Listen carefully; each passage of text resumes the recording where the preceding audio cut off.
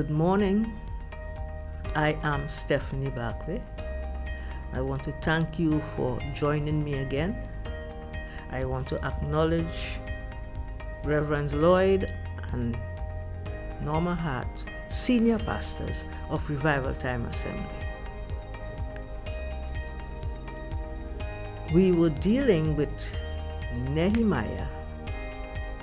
Today, we are dealing with him as a man of integrity, which is another desirable trait. Although he was appointed governor by the king, he did not use his position to exploit the people.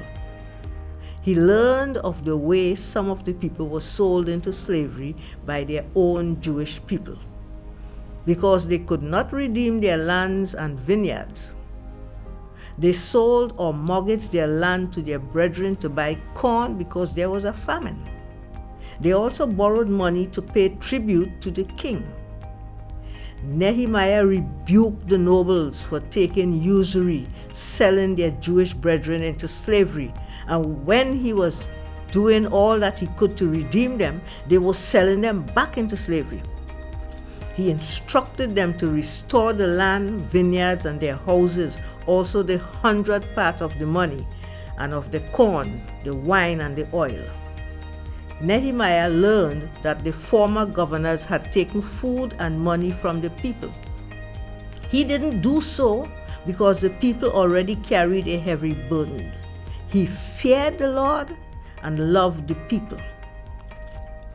Now, Nehemiah had absolute faith in God. His faith was in the God of Israel, and he knew that God was in control.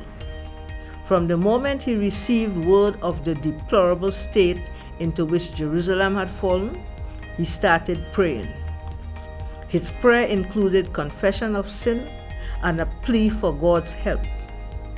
When Sanballat, Tobias, and Gershom opposed him and tried to make the people afraid, he prayed that God would not cover their iniquity nor blot out their sin, because they had provoked him to anger. When the people were tired and afraid, Nehemiah told them to pray. As a result, God brought the counsel of their enemies to naught, so they could not harm him or his people.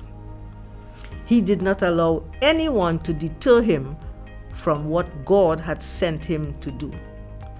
He had an undying faith in God. Tomorrow, we will continue with Nehemiah.